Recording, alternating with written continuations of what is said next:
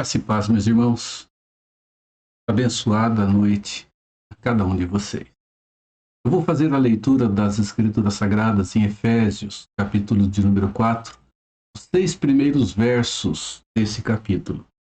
As Escrituras dizem assim: Rogo-vos, pois, eu, o prisioneiro no Senhor, que andeis de modo digno da vocação a que fostes chamados, com toda humildade e mansidão, com longanimidade, suportando-vos uns aos outros em amor, esforçando-vos diligentemente por preservar a unidade do Espírito no vínculo da paz.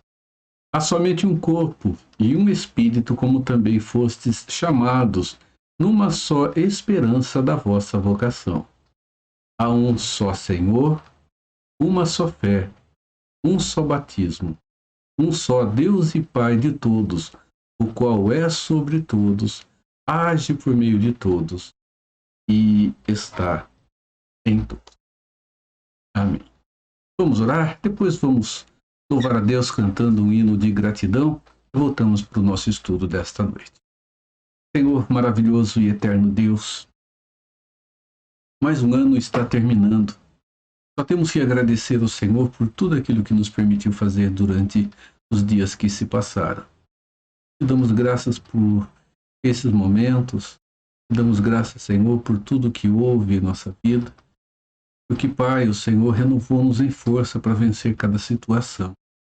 Obrigado, Pai. E continue a nos abençoar nos últimos instantes desse ano ainda.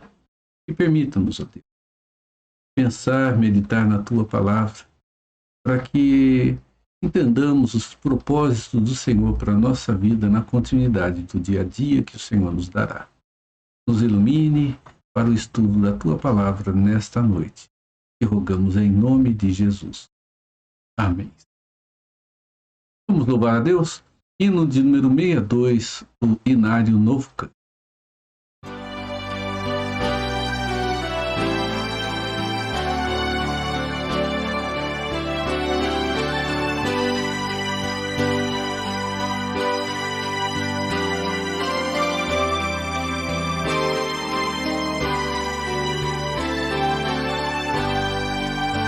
Graças te dou por tudo que me deste, primeiro a salvação em meu Jesus. Graças te dou por tudo que fizeste, por este pecador salvo na cruz. Graças, graças, mil graças a ti, Salvador. Graças, graças, mil graças por teu precioso amor. Eu te agradeço a bênção do trabalho e do meu lar que alegra o meu viver, a correção paterna quando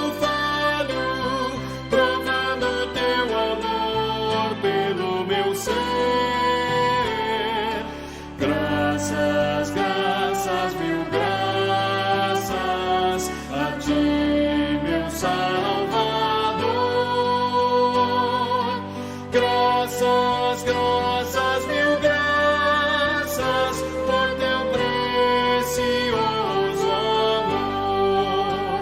Eu te agradeço o pão de cada dia, a água que alivia a sede e o sol que aquece a pobre gente fria. São bênçãos que enchem a terra de fartura. Graças, graças, mil graças a ti, meu Salvador. Graças, graças, mil graças por teu precioso amor.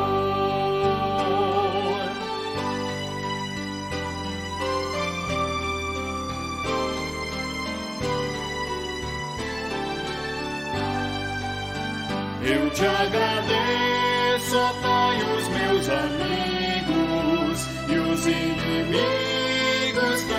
te agradeço. Sou grato por vitórias em perigos e outras bênçãos que eu não mereço. Graças, graças, mil graças a ti, meu Salvador. Graças, graças, mil graças por teu precioso amor. Amém.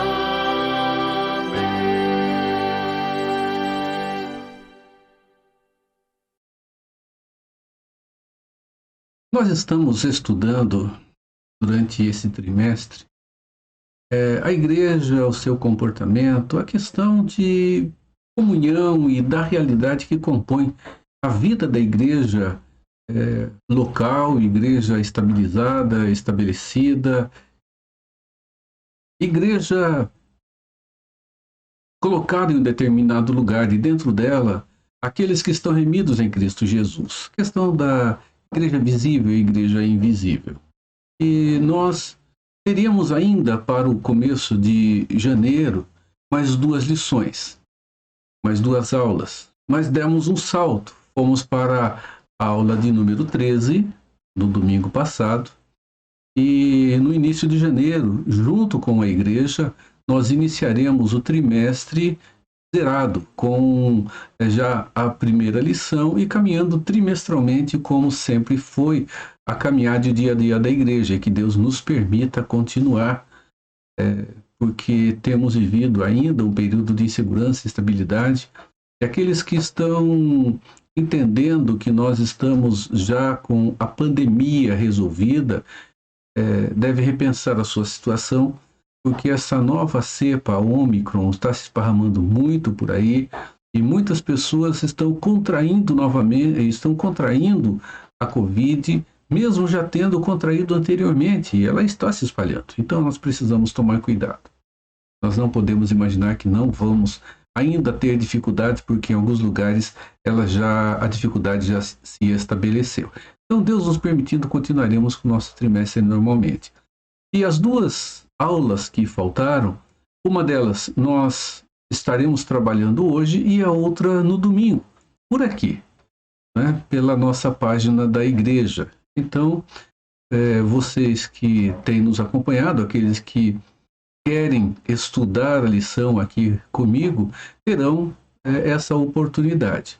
E hoje nós estudaremos mais uma lição, mais uma aula, e no próximo domingo, a aula seguinte.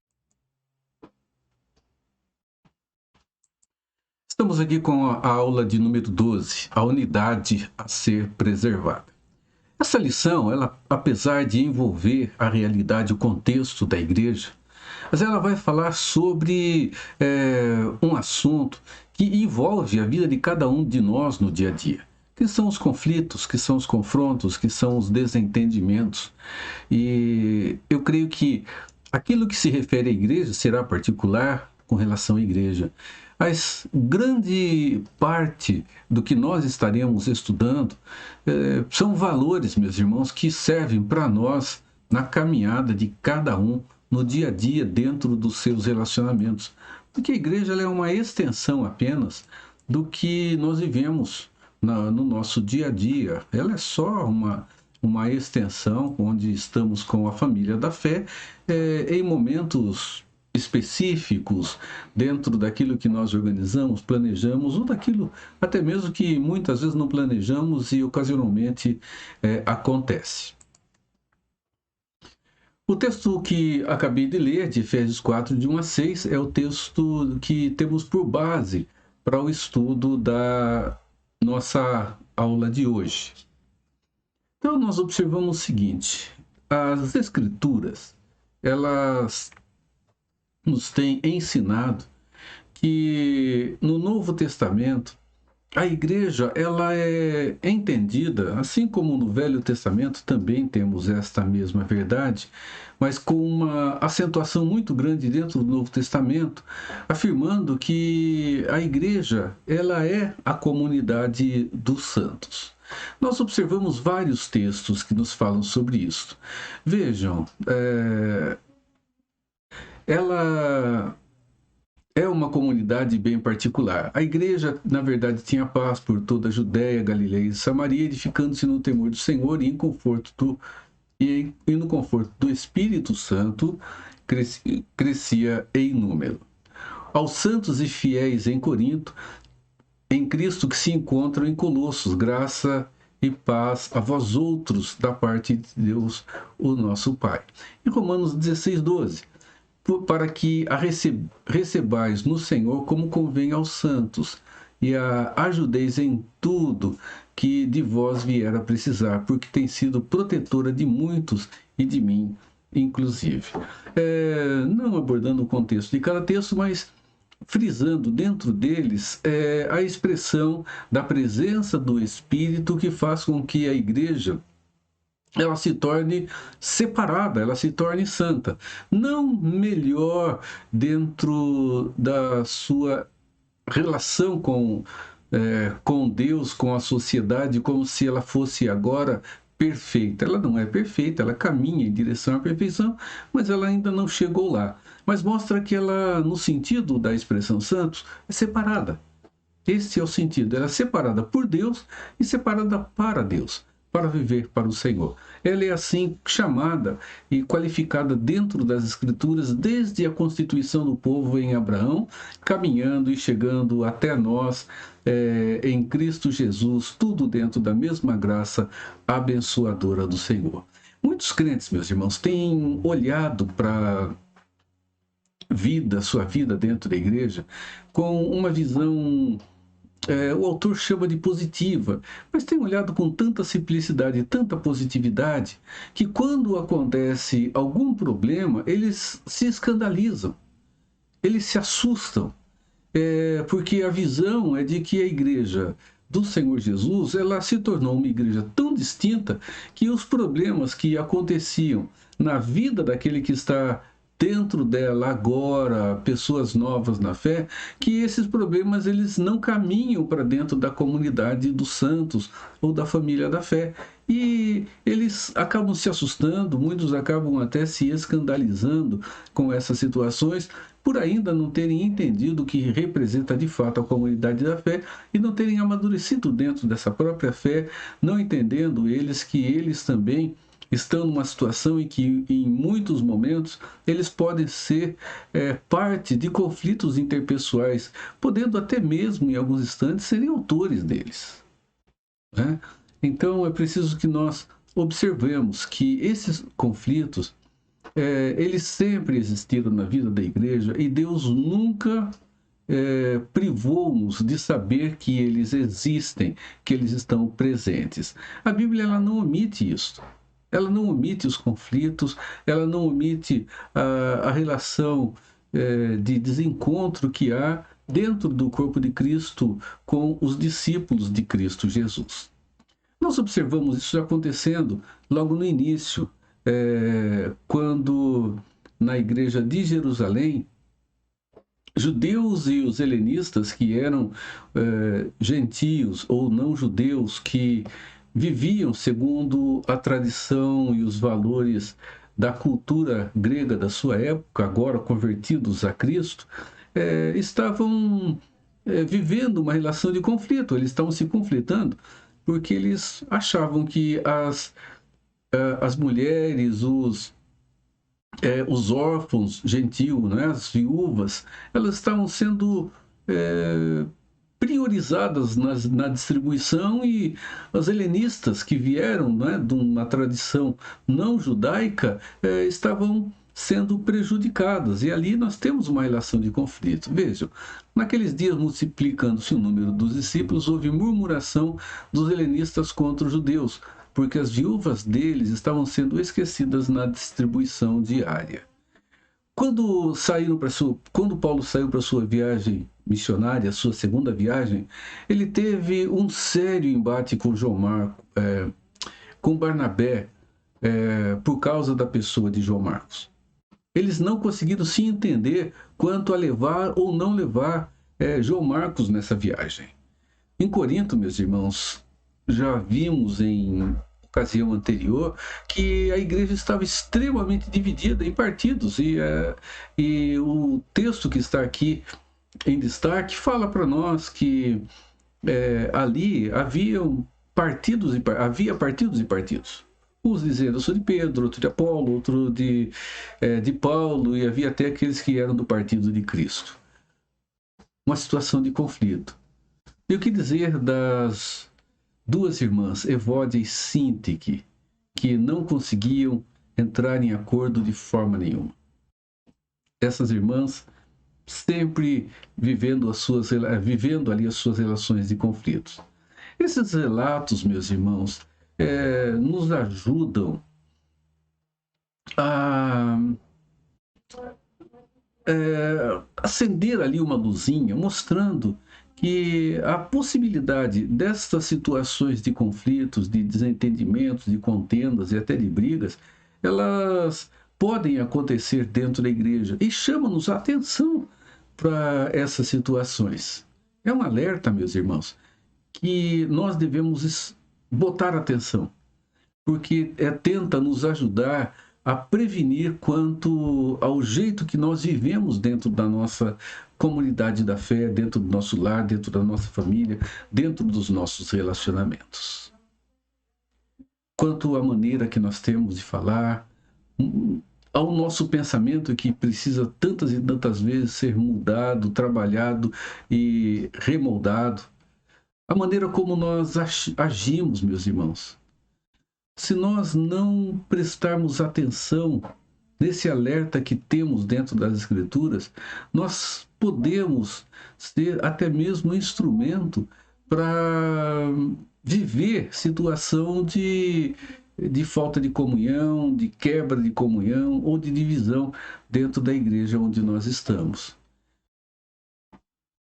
Por um outro lado, dentro dessa mesma questão, ele vai esses problemas eles vão nos advertir, meus irmãos, quanto à instrumentalidade de cada um de nós na preservação da paz junto da comunidade da fé ou do lugar onde nós estamos, junto das pessoas que estão à nossa volta. Vamos lembrar que essa não é uma questão apenas de uma ou outra pessoa, porque todos dentro do corpo de Cristo, como Paulo afirma no capítulo 4, são chamados a preservar a unidade que há. Essa unidade da fé que há trazida até nós pela pessoa do Espírito Santo, o Deus que é presente em nós, que habita em cada um de nós. Então, cada um de nós, meus irmãos, como pessoas que estão em Cristo, nós devemos fazer o possível para que haja paz, que haja comunhão, que haja união, que a unidade da igreja seja preservada. Não é apenas uma questão de aparência, não pode ser. Tem que ser, meus irmãos, sem dúvida alguma, paz que seja real. Unidade que seja visível, uma união que não seja apenas formal. Nós temos conflitos. Como resolver o conflito? Deixar o tempo resolver? Não. Quando nós afirmamos que as Escrituras são a única regra de fé e prática para a nossa vida, nós estamos afirmando que nós encontramos nela tudo o que é necessário para resolvermos as questões e os problemas que enfrentamos dia após dia. Nós precisamos aprender a lidar com os conflitos de forma bíblica, meus irmãos. De forma como a palavra de Deus nos ensina. E nós nunca podemos deixar de considerar que todos os membros da igreja, todos aqueles que estão em Cristo Jesus, estão sujeitos a viver situações assim. Uma pergunta: por que os conflitos acontecem? Por que os conflitos existem? Se nós dizemos que a solução está nas Escrituras nós vamos encontrar também resposta para essa pergunta. Primeiro, vamos voltar lá? Não há dúvidas que somos santos em Cristo Jesus. Somos separados por Deus e para Deus. Não temos dúvidas de que o Espírito Santo habita em cada um de nós. E, meus irmãos, mesmo o Espírito habitando em nós, mesmo as Escrituras nos qualificando como santos, as Escrituras também, elas afirmam que nós não chegamos ao revestir da santidade de Deus, que será a nossa realidade após a glorificação. Nós estamos ainda, meus irmãos, numa luta ferrenha contra o pecado que está à nossa volta. Esse pecado que está diante de nós está tentando nos seduzir, nos atrair, e para isso não tem idade. Basta que estejamos em Cristo e nós vamos entender essa verdade e vamos sentir esta realidade à nossa volta. O pecado, ele sempre estará nos assediando, sempre estará trabalhando para nos afastar da comunhão que temos com o nosso Deus, o Deus Todo-Poderoso. Martinho Lutero, reformador, ele disse que nós somos, ao mesmo tempo, justos e pecadores. Justos porque fomos justificados por Deus mediante o pagamento da dívida em Cristo Jesus. Por outro lado, ainda continuamos pecadores. Pessoas que, por mais que trabalhem, estão sujeitos ao pecado, e essa é a grande luta que enfrentamos em nossas vidas. Então, por que os problemas de relacionamento acontecem dentro da igreja e dentro do corpo de Cristo e acontecem dentro da nossa própria vida? A resposta é simples. Os conflitos existem por causa do pecado. O apóstolo Paulo escreve em Gálatas, quando ele fala do fruto do Espírito e das obras da carne, que as obras da carne estão sempre diante de nós. E ele vai descrever aqui aspectos dessas obras da carne. E fala que as obras da carne são inimizades, porfias, polêmicas e discussões, ciúmes, iras, discórdias, dissensões, facções, invejas. Essas são as obras da carne. As obras, isso é o que o nosso coração produz em nós, isso é o que a nossa vida produz dentro de cada um de nós. O texto está aqui. As obras da carne são idolatria, feitiçaria, inimizades, porfias, ciúmes, iras, discórdias, dissensões, facções, invejas, bebedices, glutonarias e coisas semelhantes a estas, a respeito das quais eu vos declaro, como já outrora vos preveni, que não herdarão o reino de Deus os que tais coisas praticam. E ele diz que quando nós, meus irmãos, brigamos uns com os outros, quando nós discutimos, nós estamos claramente demonstrando que nós estamos agindo segundo a carne e não segundo o Espírito que habita em nós. O verso 16 do capítulo 15 diz o seguinte de Gálatas: digo, porém, andai no Espírito e jamais satisfareis a concupiscência da carne. Essa definição do Abraham Kuyper nos ajuda bastante. O pecado é perturbação, o pecado é desarranjo, o pecado é discórdia e batalha em casa e no coração, e não é vencido completamente até ser superado pela paz santa. Essa paz não é ausência de conflito.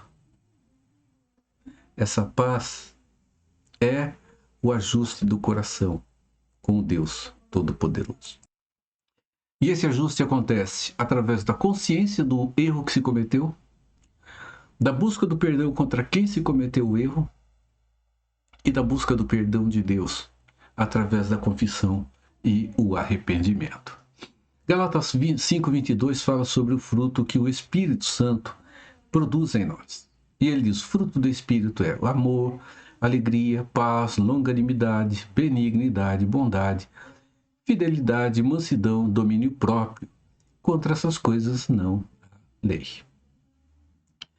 Se vivemos o fruto do Espírito como Deus nos ordena, as obras da carne não terão lugar. Isso é seguro e é certo. Então, quando nós reconhecemos as nossas limitações e a suficiência da obra de Cristo, que é aplicada na nossa vida através da pessoa do Espírito Santo, nós vamos conseguir compreender a necessidade que nós temos de andar no Espírito segundo as Escrituras Sagradas. Se vivemos no Espírito, andemos também no Espírito. Meus irmãos, o Espírito Santo é aquele que tem produzido em nós tudo aquilo que somos hoje. Somente se nós estivermos cheios dele, não da sua pessoa, da sua virtude, porque a sua pessoa é plena em cada um de nós, nós vamos ser capazes de fazer o que as Escrituras nos dizem, de estarmos nos sujeitando uns aos outros. O verso 19, 20 e 21 de Gálatas 5, eles afirmam: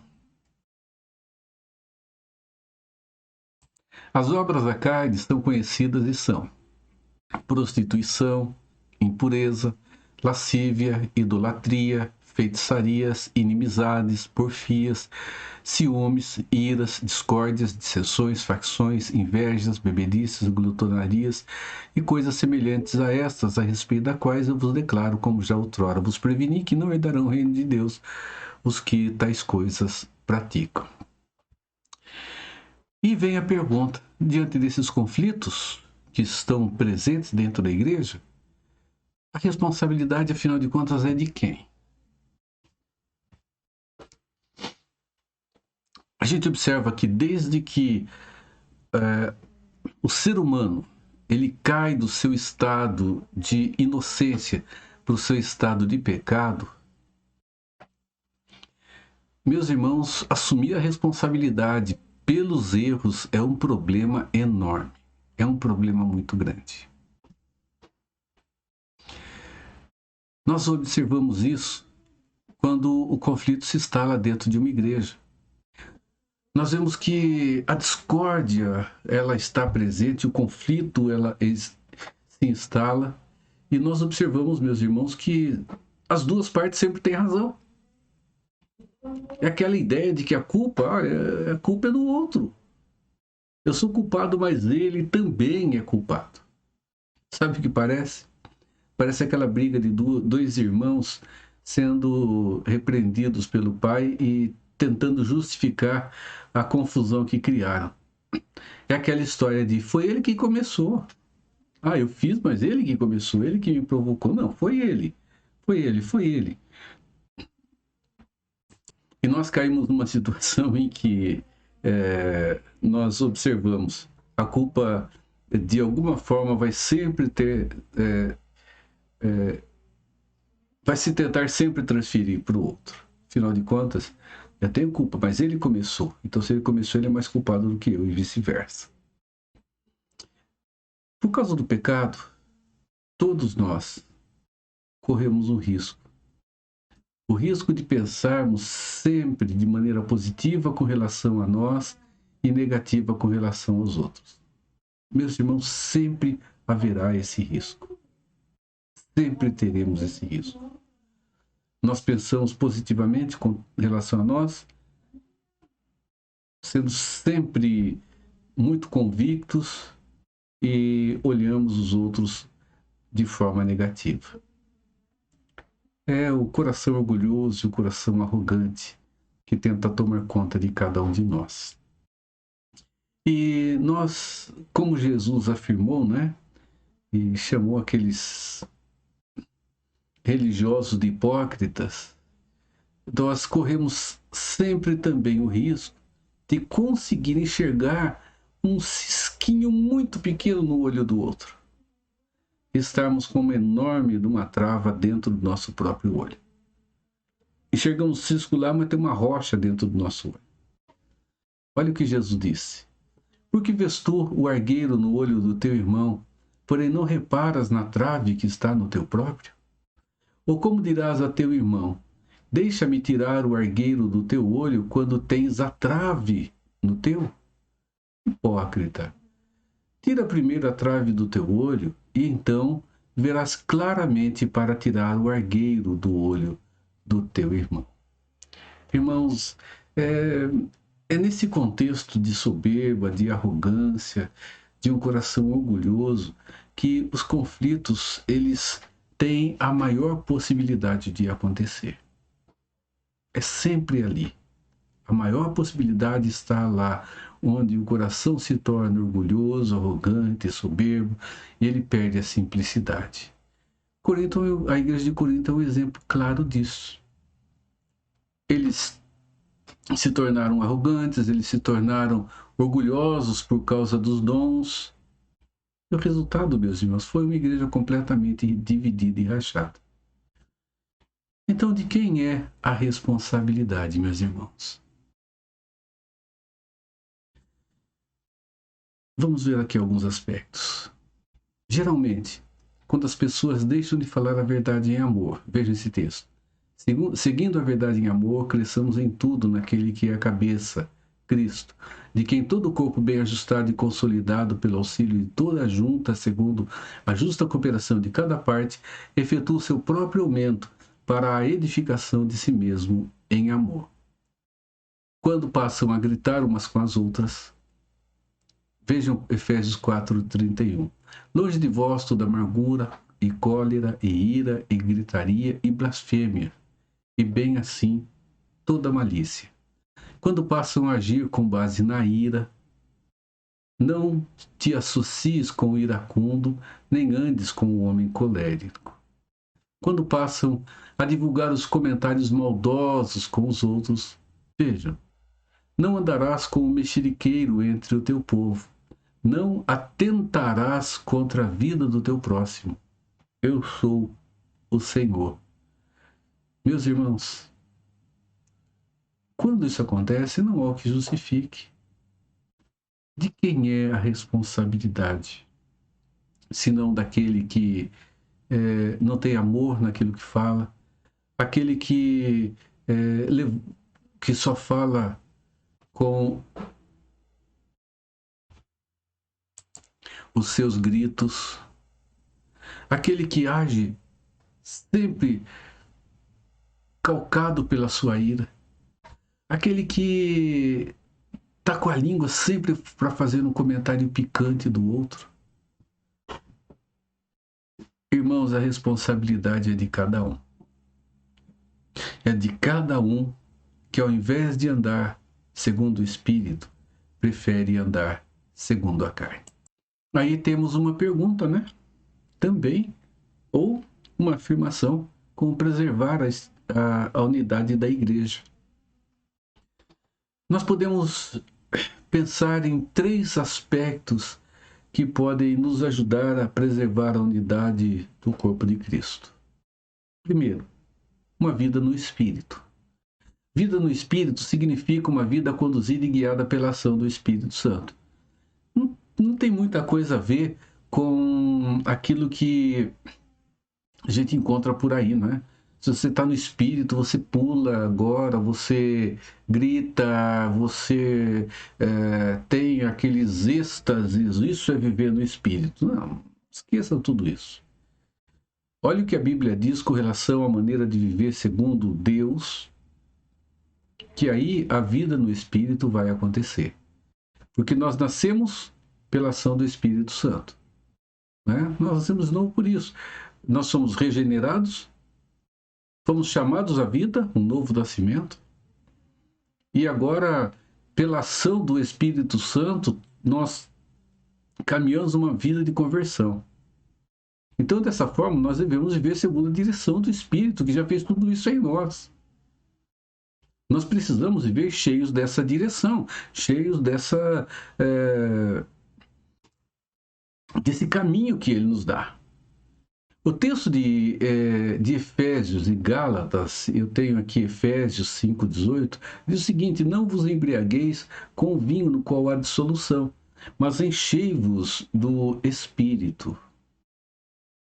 Irmãos, por causa desse entendimento torto que eu disse que há por aí,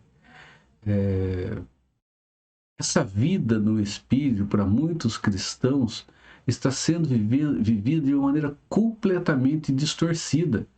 E Paulo diz que nós podemos, nessa distorção, podemos dar lugar à ação do diabo em nossa vida.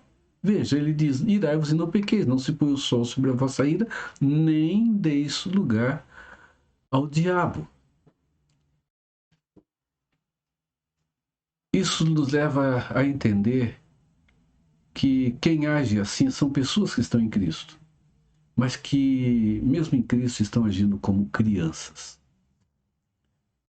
Lembram do texto que eu citei anteriormente, de 1 Coríntios 3, de 1 a 3? Ele diz assim: Eu, porém, irmãos, não vos pude falar como a espirituais, e sim como a carnais, como a crianças em Cristo. Leite vos dei de beber, não vos dei alimento sólido, porque ainda não podíeis suportá-lo. Nem agora podeis, porque ainda sois carnais. Porquanto, havendo entre vós ciúmes e contendas, não é assim que sois carnais e andais segundo o homem? São pessoas que têm uma tremenda dificuldade para amadurecer, dificuldade para crescer, dificuldade para conhecer de fato, segundo as Escrituras, a vontade de Deus. O texto de Hebreus 5, 12 a 14, né, tem aqui 3 citações, eu peguei só a de Hebreus, diz assim: Pois com efeito, quando devíeis ser mestres atendendo ao tempo decorrido, tendes novamente necessidade de que alguém vos ensine de novo quais são os princípios elementares dos oráculos de Deus.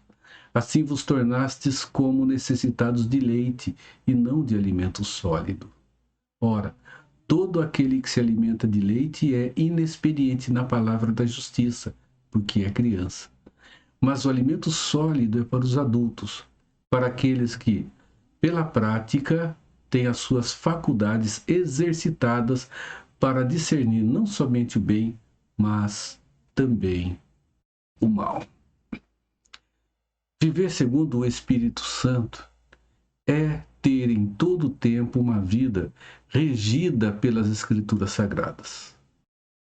É ter a Escritura, meus irmãos, como base essencial e fundamental para todas as suas ações, pensamentos e decisões. Vamos lembrar do Salmo 119, 105? Lâmpada para os meus pés e a tua palavra, e luz para o meu caminho. Ou o verso 11: Guardo no coração as tuas palavras para não pecar contra ti. Irmãos, quando um filho de Deus vive segundo o Espírito, segundo a palavra de Deus, podem ter certeza, a sabedoria que é necessária para preservar a unidade, para preservar a comunhão, para preservar a união, para preservar a paz dentro da igreja, não vai faltar. Mas quando isso não acontecer, podem ter certeza, o que não vai faltar vai ser desentendimento, confusão, discórdia, pessoas iradas, pessoas se separando umas das outras. Então, segundo aspecto, seja alguém que evite conflitos. Nós precisamos entender que não é para sair correndo do conflito. Não é para fugir das situações conflituosas. Eu sei, meus irmãos, que as situações conflituosas causam desconforto para nós. Elas desgastam-nos dentro dos relacionamentos. Mas não é a solução sair correndo. Quando nós saímos correndo, quando nós fugimos e simplesmente largamos as coisas para trás, nós podemos cair numa outra situação dita a nós por Deus através de Tiago. Olha o que ele fala. Meus irmãos, se alguém entre vós se desviar da verdade, se alguém o converter, sabei que aquele que converte o pecador do seu caminho errado salvará da morte a sua alma e dele cobrirá a multidão de pecados. Nós não devemos fugir, nós devemos enfrentar. É fácil? É muito difícil. Mas é a direção que Deus nos dá. E é evitar conflito. Essa citação também está na revista. Evitar conflito significa ter ação intencional, é algo intencional, é feito porque se quer, para evitar que os conflitos em potencial comecem. É ser um pacificador. É agir preventivamente. É agir de forma que o conflito não se instale. Se há uma possibilidade do conflito se instalar, é agir antes e trabalhar para que ele não se organize. William Hendrickson, ele diz o seguinte: pacificadores genuínos são todos aqueles cujo líder é o Deus da paz, que aspiram a viver em paz com todos os homens, proclamam o evangelho da paz e modelam a vida em harmonia com o príncipe da paz. Os pacificadores genuínos são aqueles que vivem segundo o príncipe da paz, o Deus de toda a paz, aquele que diz que nós temos uma paz que vai além da própria compreensão, além do próprio entendimento. Meus irmãos, os pacificadores buscam a paz com todas as pessoas numa vida de santidade. São pessoas que entendem que essa busca pela paz é responsabilidade deles também. É uma responsabilidade pessoal. Paulo afirma isso. Se possível, quanto depender de vós, tende paz com todos os homens. Eles entendem que as suas palavras devem ser sempre equilibradas e moderadas. Olha o que Colossenses 4,6 diz para nós. A vossa palavra seja sempre agradável, temperada com sal, para saberes como deveis responder a cada um. Irmãos, é ter uma língua controlada, é ter uma língua, meus irmãos, trabalhada, talhada, para saber o que dizer, como dizer, a hora que dizer. É língua boa. É ter palavra boa. É ter conversa boa.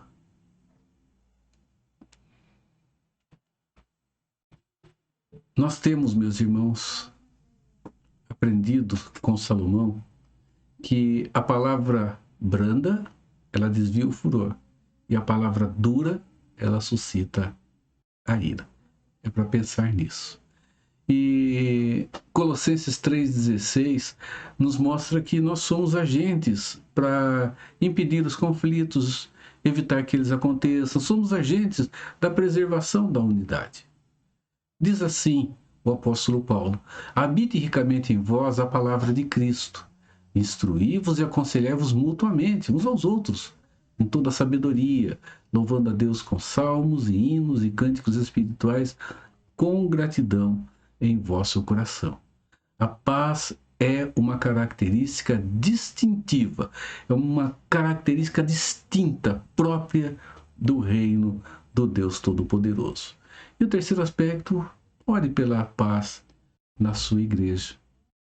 Nós precisamos orar, meus irmãos, pela paz na igreja, se nós queremos que a nossa igreja tenha paz. Precisamos orar pela paz. Porque nós podemos ser pessoas extremamente ativas dentro da igreja, fazendo parte de tudo aquilo que nos é possível. Mas nós podemos nos esquecer também de orar pela paz dentro dela. Então, primeiro, orar pela paz envolve orar pela liderança da igreja. Orar pelos pastores, orar pelos presbíteros. Orar por esses homens que têm a responsabilidade de administrar, de cuidar da igreja. Podem ter certeza, ali será o primeiro lugar de ataque de Satanás, não tenha dúvida nenhuma. Alguns têm afirmado que para você desarticular o corpo, basta você desorganizar a cabeça. Então, orem pela liderança da sua igreja, pelos pastores, pelos presbíteros que estão lá. Segundo, devemos orar pedindo que Deus desperte cada um dos nossos irmãos que fazem parte da nossa igreja, da vida que temos em comunhão, para que eles compreendam o papel deles dentro do corpo de Cristo. Meus irmãos, quanto mais pessoas estiverem envolvidas de fato com a edificação da igreja, edificação e não só gerar atividade e movimento para relatório, quanto mais pessoas estiverem envolvidas em edificar a igreja, mais envolvidas em trazer paz, envolvidos em trazer unidade, em preservar a união e a comunhão da igreja, menos tempo vai sobrar para as intrigas, para as fofocas, para as brigas, para os desentendimentos. Afinal de contas, todo mundo vai estar pensando a mesma coisa e caminhando na mesma direção. Ninguém pode ter a mente de Cristo se não for uma pessoa de oração. São os autores do livro que está sendo usado como base para as lições da nossa revista. Jesus foi um homem de joelhos dobrados e é um grande exemplo, que nós precisamos tomar. Jesus orou muito. Orou quando tinha que tomar decisões, orou quando simplesmente tinha que viver o dia a dia dentro das decisões. E a gente termina, meus irmãos. Concluímos assim. Precisamos viver no Espírito, a fim de termos a capacidade necessária para discernir o que as pessoas dizem ou fazem contra a unidade do corpo, respondendo adequadamente com nossas palavras e com as nossas ações. Precisamos viver no Espírito para saber responder, segundo a instrução do Espírito, a toda questão que ajude a união, a unidade, a comunhão e ter palavras sábias para descartar tudo aquilo que leva à desunião, ao conflito, ao desencontro. Que em Cristo nós sejamos porta-vozes de Deus dentro da comunidade que estamos, dentro da nossa família, dentro do nosso local de trabalho, para que aprendamos com muita sabedoria a evitar os conflitos. Aprendamos com muita sabedoria como tratar de cada situação conflituosa e não fugirmos delas, mas trabalharmos com a sabedoria que Deus nos dá. Que em Cristo Ele nos abençoe. Chegamos, meus irmãos, ao último estudo desse. E passou mais um ano. E não tenha dúvidas de que o Deus que cuidou de você nesse ano, da sua família, estará cuidando de você da mesma forma. Cuidará do seu lar. Abrirá caminhos. E também fechará.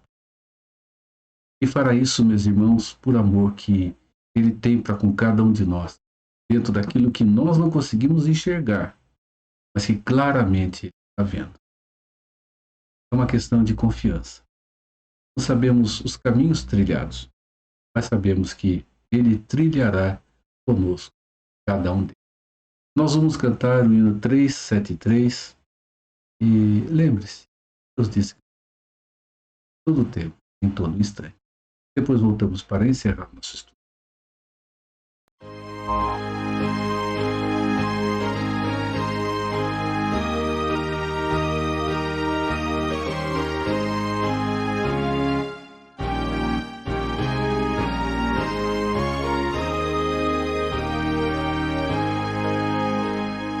Rompe a aurora, vai-se embora, mais um ano e outro vem.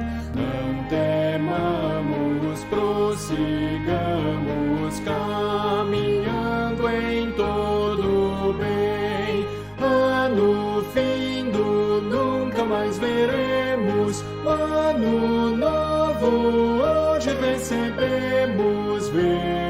Ver o belo dom que Deus nos dá.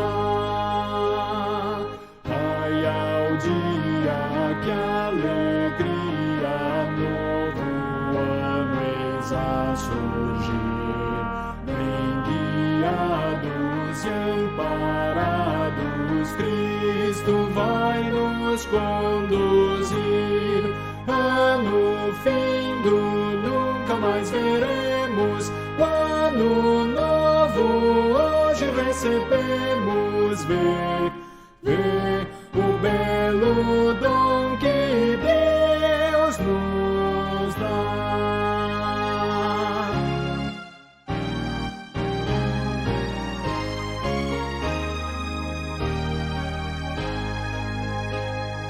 os talentos nos momentos deste ano a começar. Consagremos e usemos para Deus glorificar. Ano findo, nunca mais veremos. Ano novo, hoje recebemos. Vê o belo dom que Deus nos dá.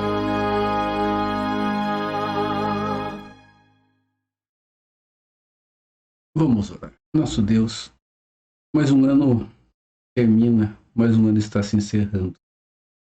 Obrigado porque o Senhor caminhou conosco do ano em ajuda em todos os momentos. A tua graça nos bastou, a tua direção, Pai, teu norte, amado. Obrigado. Nunca nos esqueçamos de todo esse cuidado e assim que nós nunca reclamemos, ó Deus, de tudo aquilo que o Senhor tem sido na vida de cada um de nós. Nos ajude nesse ano que está iniciando. Abençoe, cuide de nós e não tenhamos em nenhum momento, Pai, força faltando para que caminhemos e saibamos sempre glorificar ao Senhor cada mudança. Pecamos, ó Deus. Nos ajude a sermos resolvedores de conflitos e não causadores deles, ó Deus. Nos ajude e nos perdoe por muitas vezes termos sido instrumentos das mãos do inimigo, gerando conflitos, ó Deus, ao invés de apaziguar, Senhor, e vivemos a paz que vem além da própria compreensão, pecando assim. Senhor, pecando a Deus. Obrigado, Senhor, pelo teu perdão. Obrigado, Senhor, pela bênção da tua graça santificadora em Cristo. Em nome dele que nós oramos. Amém. Meus irmãos, que a graça de Jesus Cristo, o amor de Deus, o Pai, a comunhão do Espírito Santo, a vida, todo o povo de Deus. Amém. Meu irmão, minha irmã, que Deus te dê um final de ano renovado com o cuidado do Senhor. E um ano de 2022 com a bênção do único Deus abençoador, o Deus Todo-Poderoso, o Deus Triuno, este a quem servimos, e o Deus que nele viveu. Tenha um abençoado ano de 2022, sempre na presença do Senhor. Amém. Estamos chegando a mais um final de ano. Bendito seja Deus. É tempo de balanço, é tempo de avaliação, é tempo de contabilizar as bênçãos, é tempo de fazer novos propósitos. É hora de você avaliar o que você fez de errado e dizer: Deus, eu não quero mais andar por aquele caminho. De você reexaminar com mais vagar o seu coração e tirar o entulho, a fuligem que se acumulou ao longo deste ano. Dizer: Deus, eu quero uma vida mais leve, mais limpa, mais pura, digna do teu nome. É hora de você fazer propósitos novos em relação a Deus, para buscar em primeiro lugar o reino de Deus e a sua justiça. É hora de você priorizar a sua família, buscando o importante mais do que o urgente. É hora de você investir no relacionamento com seus filhos, abrindo o canal de comunicação com eles, entendendo que os seus filhos são herança de Deus, filhos da promessa, que você precisa investir em oração e testemunho, para que eles sejam cheios do Espírito Santo, uma geração que vai influenciar a história, impactando assim as novas gerações. É tempo de renovar os seus propósitos na sua vida devocional, nos seus estudos, no seu trabalho, nos seus empreendimentos, para que você não só avance, melhore a sua condição pessoal, financeira, profissional, mas você tenha condições de investir mais no reino de Deus. Quais são os propósitos que você hoje tem no seu coração para 2022? O que você hoje, examinando melhor a sua vida, está dizendo para você mesmo, bom, isso eu não quero mais fazer. Esse caminho aqui eu não quero mais trilhar. Essa estrada sinuosa, escorregadia, por ela eu não quero transitar. É hora de fazer essa avaliação. Chegamos ao final de mais um ano, estamos às portas de um novo ano, com novos desafios, com novas oportunidades, com novos riscos, mas com novas chances de acertar. Então, eu preciso lhe dizer que hoje é dia de fazer novos propósitos. Com Deus, com seu cônjuge, com a sua família, com a sua igreja, com o seu trabalho, com o Brasil. Que Deus abençoe você. E que você tenha um 2022 muito feliz, com saúde, com o coração quebrantado, com disposição de servir, para que a sua vida seja um vaso de honra nas mãos de Deus.